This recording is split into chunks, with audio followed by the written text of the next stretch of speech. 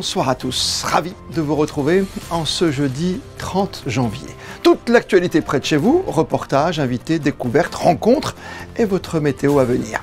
Une semaine riche en émotions pour nos sportifs monégasques avec la qualification pour la suite de la Ligue des Champions de l'AS Monaco FC, malgré la défaite sur la pelouse de l'Inter Milan hier soir 3-0. Le choc demain sur le parquet monégasque entre la Roca Team et le Real Madrid en Euroleague. L'arrivée de Boris Herman au Sables d'Olonne en 12e position de la flotte du Vendée Globe.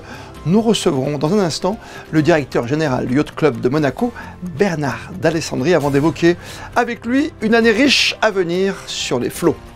L'entrée en lice de l'équipe de curling monégasque dans le championnat de France et la présentation du 3e Paddle Best Village, une discipline de paddle en progression constante. Enfin, nous prendrons le temps de revenir sur ce concert destiné au jeune public dans le cadre du Festival Mozart donné hier soir à l'Auditorium Régnier 3. En football, après une entame de match ratée et une défaite sans appel 3-0 devant l'Inter Milan hier soir en Ligue des Champions, il faut maintenant penser à l'avenir et ne retenir que la qualification pour les barrages en vue des huitièmes de finale. On connaîtra demain, vendredi à la mi-journée, l'adversaire de Monaco, mi-février. Ce sera soit le Paris Saint-Germain, soit pour de sacrées retrouvailles en match aller-retour, le Benfica Lisbonne. Et Émilie Rousseau, bonsoir. Vous étiez hier au stade Giuseppe Meazza à San Siro et on espérait, Émilie, on va pas se le cacher, un meilleur résultat, en tout cas un meilleur scénario. Oui, même si les chances étaient infimes de se qualifier directement pour les huitièmes de finale de Ligue des Champions, les Monégasques voulaient y croire, faire tomber l'Inter, la meilleure défense de la compétition au stade Giuseppe Meazza, était un sacré enjeu. Mais Adi Hütter était confiant avant cette rencontre, elle aura pris une toute autre tournure, et ce, dès le début de la rencontre. Un pénalty sifflé, puis transformé par Martinez à la 4e minute, l'expulsion de Mawissa à la 12e, puis un deuxième but des Interistes à la 16e ont scellé rapidement le sort de ce match. Peu de suspense ensuite, Martinez aggravera la marque pour s'offrir son premier triplé en Ligue des Champions. L'AS Monaco s'incline 3-0 face à un sérieux prétendant au titre et termine 17e de cette phase de Ligue des Champions avec 13 points. En conférence de presse, Adi Hütter a tenu à saluer l'état d'esprit de ses joueurs. Selon lui, ils ont su montrer du caractère sur la pelouse de San Siro. On savait la force et après, en 5 minutes, 9 minutes, Tchukwueze a montré ses qualités, qu'on était prêt, mais on n'était pas trop attentif et c'est dur après le premier penalty et après le carton rouge surtout, c'est dur contre une équipe comme ça avec beaucoup d'espérance de faire quelque chose. Comme je dis, c'était pas la soirée qu'on voulait. Et après 10 minutes, ouais, c'était dur. I want to mention is that we're also happy and proud qualifying for this knockout stage. When you see the table, we faced lots of top teams. 4 of them are in the top 8, and we have 13 points. And also we can be really proud to achieve this. But now it's a knockout stage, and we will see who is our next opponent. Et son futur adversaire, l'AS Monaco, le connaîtra demain. Le tirage au sort aura lieu à midi, à Nyon, en Suisse. Le nouveau format de cette Ligue des Champions permet au club de la Principauté d'avoir déjà une petite idée. Cela sera soit le Paris Saint-Germain ou Benfica. On écoute la réaction de Brel Mbolo qui a affiché sa préférence en zone mixte. Moi, personnellement, je trouverais que c'est un peu dommage parce que on veut un peu notre revanche contre le Benfica. Je crois que c'est ça le deuxième.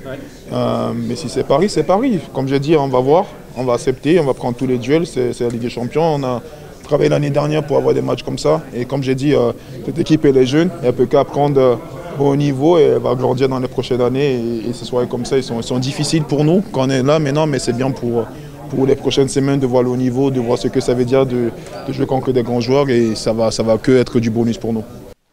Et à noter, Christophe, que l'AS Monaco devra compter sur l'absence de Jordan Taizé, et ce pendant plusieurs semaines. Le latéral droit est sorti sur civière pendant la rencontre, touché au quadriceps. Adi Hütter craint que cela soit une grosse blessure. Et prochain rendez-vous, samedi soir, en Ligue 1, avec la réception d'Auxerre à 19 h au Stade Louis II. L'arrivée de Boris Herrmann au Sable d'Olonne pour son deuxième Vendée Globe en 12e position à bord du Malicia Sea Explorer du Yacht Club de Monaco. Son directeur général Bernard d'Alessandri est avec nous ce soir pour parler de cette actualité à chaud, comme des grands rendez-vous et objectifs 2025. Et Bernard d'Alessandri n'est jamais trop tard en cette fin du mois de janvier de vous souhaiter une belle et grande année. Merci, j'apprécie et je retourne à mon tour, je retourne nos meilleurs vœux que cette année 2025 nous amène d'aussi beaux événements que l'année 2024, quoi. Oh, clairement. Une année en tout cas de défis, de célébration. On va en parler avec vous pour le Yacht Club que vous dirigez. Avec tout de suite un clin d'œil quand même, avec celui qui est arrivé presque comme Jules Verne en 80 jours. C'est Boris Herrmann qui est arrivé 12e de cette grande course à la voile, bien sûr, autour du monde. On est un tout petit peu mitigé. Quel est le bilan que vous dressez pour Boris qui a eu des soucis sur la fin, qui aurait pu mieux performer que 12e? Alors, je pense qu'il ne faut rien enlever à l'exploit de participer et de terminer, surtout. Je crois que le classement, c'est quelque chose d'important, évidemment. C'est le fruit d'un travail de toute une équipe. Mais je pense avant tout que faire un tour du monde, c'est toujours et ça reste un exploit extraordinaire. On a tendance peut-être à banaliser aujourd'hui ça, mais un tour du monde et passer là où il passe, ça inspire un respect dans tous les cas. Alors évidemment, il y a la course, il y a la partie course, il y a les premiers qui ont eu certainement, ça passe avec un trou de souris, hein. Ils sont passés dès le début, ils ont pris la tête et ils sont restés devant. 10 jours d'amélioration sur le record, c'est quelque chose d'extraordinaire. On avait rarement vu un tel écart. 10 jours pour les premiers, c'est fabuleux. Ça n'enlève rien au mérite des autres. Ouais, c'est un bateau de course qu'on pourrait revoir quand même sur une épreuve, vous l'avez annoncé, sur l'Admiral's Cup par exemple, hein. Alors, ça pourrait être, je ne sais pas si c'est le bateau vraiment absolument adéquat pour l'Admiral's Cup, ça je ne sais pas, mais l'Admiral's Cup effectivement qui reprend, après 20 ans d'interruption, qui reprend cette année et dans lequel on compte bien, le Yacht Club de Monaco sera présent avec une équipe et c'est certainement un des défis de l'année 2025 pour nous. L'excellence, on en parle beaucoup au Yacht Club de Monaco, l'innovation aussi, la durabilité, ce sont des sujets qui vous sont très chers, Bernard d'Alessandri. Je pense que c'est indispensable aujourd'hui dans toutes nos actions, il est indispensable d'intégrer aussi un impact environnemental. Et peut-être il est temps que l'on rattrape aussi un peu les bêtises qu'on a fait, que mes générations ont faites. Hein, et je crois que c'est pour ça qu'on parle de sustainabilité, on parle d'environnement. Et quand on voit ces étendues et puis et on compare la fragilité et puis toutes les alarmes que l'on entend, on ne peut être que sensible. Je pense qu'il est à nous tous l'obligation de participer à la protection des océans et au moins à essayer d'améliorer tout ce qui peut être sauvé aujourd'hui et à être conscient de notre impact par nos actions. Mais vous dites sauver, hein, Bernard d'Alessandri, ça c'est important en votre terme, avec ce grand écart entre les super yachts par exemple, et puis cette compétition qui nous tient tous à cœur, le Monaco Energy Boat Challenge, avec tous ces étudiants qui viennent de ces universités se mesurer sur le plan d'eau méditerranéen. Oui, alors pourquoi ces étudiants? Parce qu'on pense que d'abord on a un terrain où les oreilles sont plus sensibles, et les jeunes générations sont peut-être plus sensibles à l'environnement que nous. Et ensuite, on est en train de construire le yachting du futur. Quand on a 600 ou 700 étudiants qui se réunissent du monde entier, qui sont là et qui échangent, puisque c'est un open source, qui échangent sur les technologies du yachting futur, il est certain qu'on apporte notre pierre à l'édifice de la construction d'un nouveau yachting. On peut parler aussi du Sea-Index. Le Sea-Index, c'est un index qui me permet de mesurer la pollution créée par le yachting. Alors ce yachting, il est comme il est, mais il doit évoluer. Et pour pouvoir imaginer une évolution qui est en cours et dont l'industrie se préoccupe au quotidien, il faut quand même qu'on fasse un état des lieux. Pour faire un état des lieux sur la situation des yachts, il faut qu'on crée un index. On a créé cet index et ça ne cesse de grandir aussi en collaboration avec les plus grands chantiers, un peu tous les chantiers du monde. Le Sea Index est aujourd'hui reconnu dans l'industrie comme un des outils qui permet de mesurer la pollution. Et on va s'attaquer à une autre pollution qui, celle-là, concerne essentiellement la faune, c'est la pollution sonore. Je crois qu'on s'est aperçu et maintenant on est convaincu qu'après le Covid notamment, et puis d'autres études, on est convaincu que la pollution sonore a un impact sur la faune aquatique. On a débuté avec le Vendée Globe. J'aimerais qu'on parle quand même et qu'on revienne peut-être même sur ce qui s'est passé l'été dernier avec les Jeux Olympiques et les prochaines compétitions pour 2025, l'objet de notre intervention aujourd'hui. On a une équipe de jeunes, et notamment de jeunes monégasques, qui ne cessent de grandir, et de grandir en nombre, mais aussi en performance. Et on est très fiers et très optimistes là-dessus. Je pense que l'avenir du club, du côté compétition, est serein. Merci à vous. Très très belle saison beaucoup. Sur les mers, bien sûr, ici en Méditerranée. Merci de m'avoir invité. À très vite, Bernard. Merci. Et l'on va revenir sur l'arrivée de Boris Herrmann au Sables d'Olonne, avec cette fois le vice-président du Yacht Club de Monaco et grand artisan du projet Malizia, Pierre Casiraghi, qui est venu ce midi en conférence de presse du Vendée Globe saluer la belle aventure du bateau monégasque. Honnêtement, je suis assez étonné. J'ai l'objectif de faire un Vendée, c'est déjà quelque chose. Et puis d'arriver à en faire deux, d'avoir les partenaires qui suivent, et puis d'avoir la motivation aussi de Boris derrière, de vouloir remettre ça une deuxième fois. Et c'est incroyable. Voilà. Donc je suis vraiment heureux. Déjà, je suis heureux qu'il ait passé la ligne. C'est le premier objectif quand on fait un Vendée, en un morceau. Et voilà, donc pour nous, c'est déjà super. Et après, le résultat, il est ce qu'il est. Mais c'est déjà une victoire. Et puis c'est difficile de rester toujours motivé dans l'adversité. Voilà, il a eu une course très compliquée, et donc il a réussi quand même à rester calme et à rester concentré sur l'objectif de terminer, et en espérant parfois arriver à améliorer ses positions. Hein. On a vu que les positions ont changé quand même pas mal, donc ça a été un Vendée Globe qui a été beaucoup d'émotions pour nous. Match de haut niveau, match à grand spectacle demain soir à 19h, salle Gaston Médecin en Euroleague de basket. Monaco, actuel 3e de la compétition européenne après 23 journées, recevra le Real Madrid, champion d'Europe il y a 2 ans et 6e du classement aujourd'hui, et qui en Espagne, on s'en souvient, avait dominé très largement la Roca Team, 94-72. L'état d'esprit, vieille de match, coach et joueur monégasque, avec Mathieu Strazel, le remuant meneur, et tout d'abord Ilias Kansouris, l'entraîneur adjoint de la Roca Team, qui sont aux côtés d'Alban Jean-Jambre et Lionel Bernardi. We know the difficulties of the game. Basically, we had a very bad game in the first round in Madrid, so I think that we took our lesson. This is the moment of the season where we really need to find a way to win games through all the adversities that we have, with the guys that will not be here. But we feel that this is a very good opportunity for all of us, to step up and bring a very important W in our home. Ils remontent au classement, ils sont juste en dessous de nous. Une défaite, ça signifierait qu'on est à égalité avec eux, donc c'est pas ce qu'on veut. Et on se doit de réagir et de commencer une série en Euroleague, voilà, parce que on arrive à un moment de l'année où les grosses équipes vont comme ça et on veut faire partie de ces grosses équipes. Donc voilà, on se doit de réagir et de montrer un autre visage que celui du match aller. On a regardé les joueurs de manière individuelle, comment ils jouent de manière collective, que ce soit en attaque ou en défense, et on a établi un plan de jeu qui se doit d'être respecté pour savoir s'il est efficace ou pas. On quitte les parquets du terrain de basket pour aller sur la glace. Le Skating Club of Monaco regroupe plusieurs disciplines telles que le roller hockey, le patinage artistique ou encore le hockey sur glace. Ce soir, nous vous proposons un zoom sur le curling, un sport qui demande équilibre et précision. La principauté possède d'ailleurs sa propre équipe, les curlers de Monaco.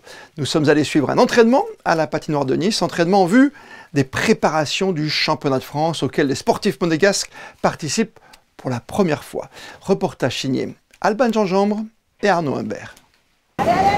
Il tient son nom du mouvement que fait la pierre sur la glace. Le curling est un sport de précision qui consiste à envoyer la pierre dans ce que l'on appelle la maison, c'est-à-dire le cercle de couleurs. Avec l'aide du balai, en fait, on frotte et on chauffe la glace pour prolonger la glisse de la pierre. Les difficultés déjà, c'est être hyper stable.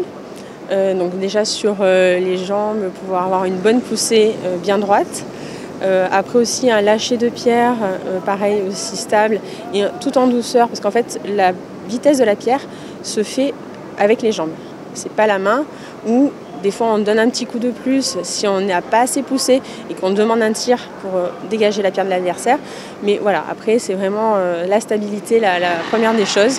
Les curleurs de Monaco sont sur la glace depuis plus de 10 ans. Aujourd'hui, le club se prépare à participer au championnat de France pour la toute première fois. Ils faisaient déjà beaucoup de tournois les autres années. Comme on n'était pas affiliés, on n'était pas intégré dans le résultat. C'est-à-dire que quand, par exemple, on était 4e ou 3e d'un tournoi, on dégradait, au fond, on n'existait pas parce qu'on n'était pas reconnu auprès de la fédération. Donc là maintenant, ce qui change, c'est qu'effectivement, pour les championnats de France, c'est évident, mais même pour d'autres tournois, quand ils feront les résultats, ces résultats resteront. Ce qui est important pour nous, c'est que les membres du club puissent comme ça prendre du plaisir et emmagasiner encore une fois un maximum d'expérience pour pourquoi pas aller plus loin après, comme des championnats d'Europe peut-être l'année prochaine. Rendez-vous donc à Genève du 6 au 9 février pour soutenir notre équipe rouge et blanche. Le 3e Paddle Best Village s'installera les 26 et 27 avril prochains au Grimaldi Forum. Compétition sportive certes, mais pas que. L'occasion est belle en effet de parler business, networking entre deux grandes parties acharnées avec la présence en plus de plusieurs stars du sport en général, avec notamment des footballeurs comme Vincent Candela par exemple pour les Français ou Sébastien Frey ou pour l'Italie Ciro Ferrara. L'un des promoteurs de cet événement, c'est Gian Marco Nardi. Il revient avec nous ce soir sur la montée en puissance de cette discipline année après année. Et visiblement, la spirale n'est pas prête de s'inverser. Moi, je pense que ça va grandir en fait. Et vous savez que Padel en Europe, maintenant en France, c'est vraiment grandi, plus que l'Italie, plus que l'Espagne.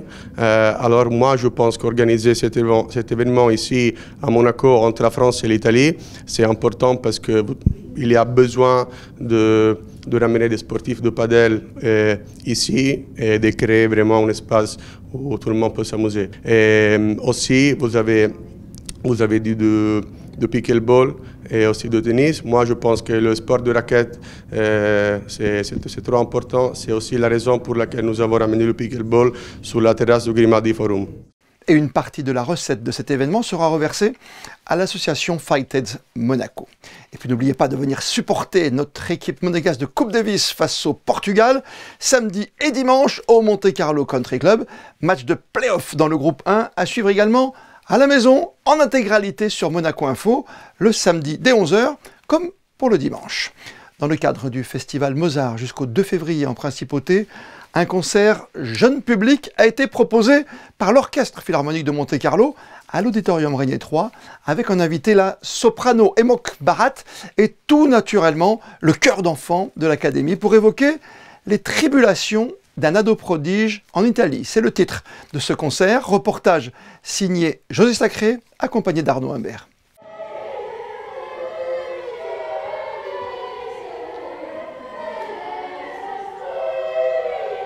Le chœur d'enfants de l'Académie Régnier 3 sous la direction de Bruno Habert. La soprano Emoke Barat.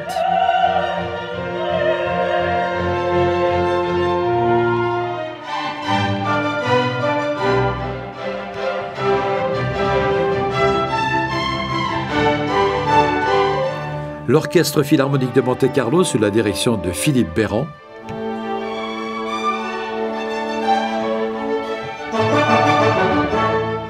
Et le comédien narrateur Johan Montpart ont évoqué mercredi 29 janvier à l'Auditorium Régnier 3, dans le cadre du Festival Mozart, les tribulations d'un adolescent prodige, Mozart, en Italie à partir de décembre 1769.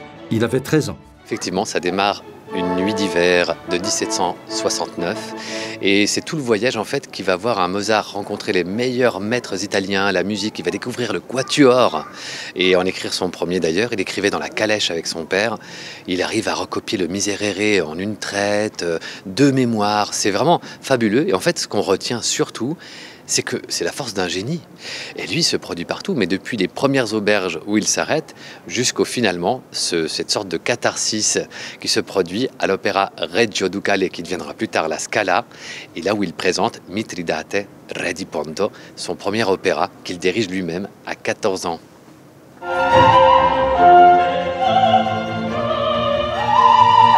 Concert de clôture du festival Mozart à Monaco, dimanche 2 février à 15h, à l'auditorium Riennet 3, avec un concerto pour piano, un concerto pour violon et la célébrissime symphonie numéro 40 de Mozart, dirigée par Kazuki Yamada.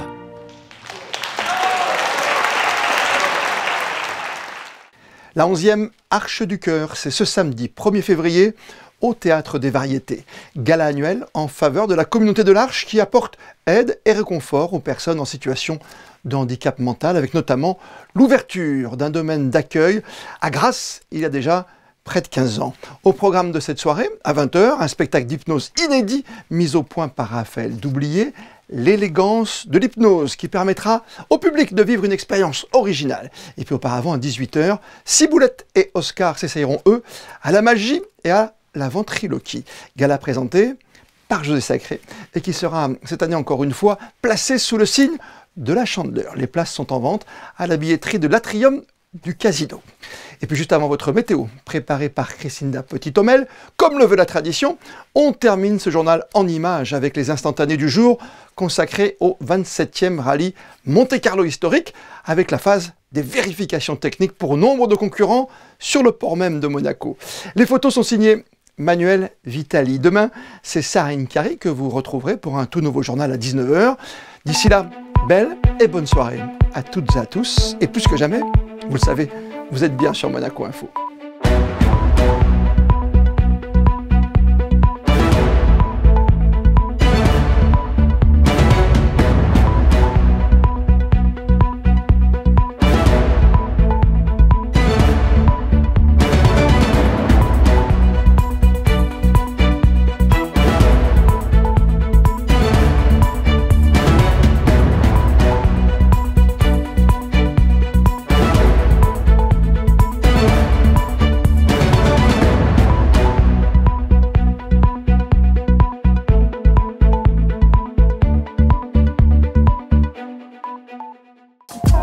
Retrouvez la météo avec Maya Bay, le restaurant référence thaï japonais de Monaco.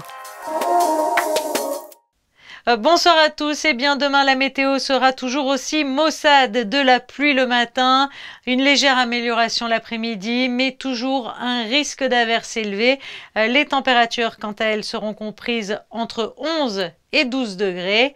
Et puis sinon, demain, nous fêterons les Marcel. Alors, est-ce que vous savez ce que veut dire Marcel? Eh bien, Marcel veut dire marteau. Nous fêtons donc les Marcel tous les 31 janvier. C'était la météo avec Maya Bay, le restaurant référence thaï japonais de Monaco.